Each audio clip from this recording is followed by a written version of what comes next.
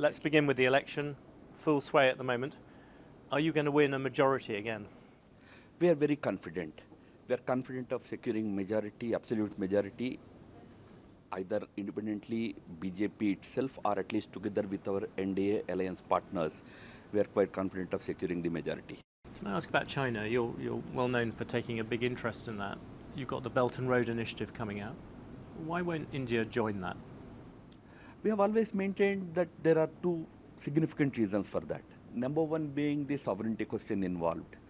One of the projects under BRI passes through a territory which belongs to India and today in the occupation, under the occupation of Pakistan.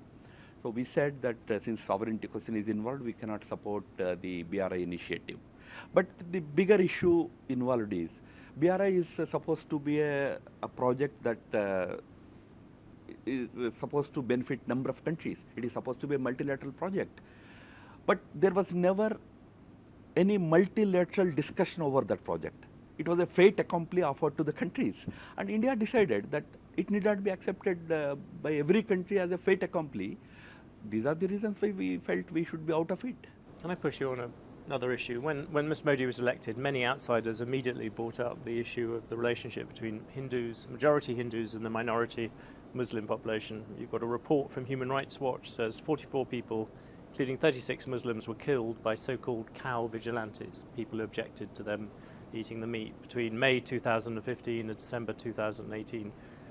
Will you condemn those killings? Absolutely, absolutely. Yeah. Any type of vigilantism has no place in our system. We have asked, in India, law and order is the responsibility of the state governments. Wherever these incidents have happened, we have asked the local state governments to take strict action against the vigilantes who indulge in that kind of violence. But I must tell you, India has seen 5 years of absolute social harmony, no communal rights in the country. Not a single year used to pass in the past without some communal flagellation somewhere in the country. But we have managed communal peace in the country. We have managed a terror-free India in 5 years. But I would say we shall never support any vigilantism. This even Prime Minister has come out openly said it. Another thing he's come out and said, he said he's condemned terrorism of all sorts. Yet you have Pragya Thakur, this famous candidate who was on bail facing terrorism charges, and she was, for our viewers outside, she was allegedly accused of conspiring in an explosion on a motorbike that killed 10 people. And what kind of message do you think that sends? Look, there are two components of this issue. One is about whether the Indian electoral laws permit her contesting the election or not. Indian laws permit people who have certain allegations against them. In her particular case, in majority of the cases, those allegations, the investigating agencies have said that the allegations were false, not based on any truth. I agree, there are a couple of cases pending. So technically or legally speaking, there is no bar. But then if you are raising the question of the so-called moral question, yes. In India, several people having allegations do contest polls. Our opposition leader is also on bail, technically speaking. No, but this is to do with terrorism. I agree with you. But those questions we would rather want people to decide.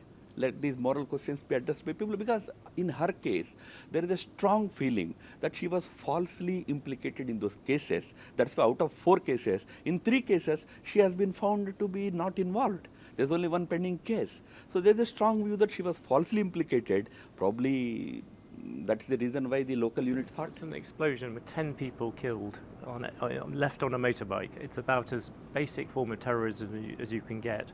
Surely, even if there's a suspicion of someone, there's a question of it, surely a party should say no to that.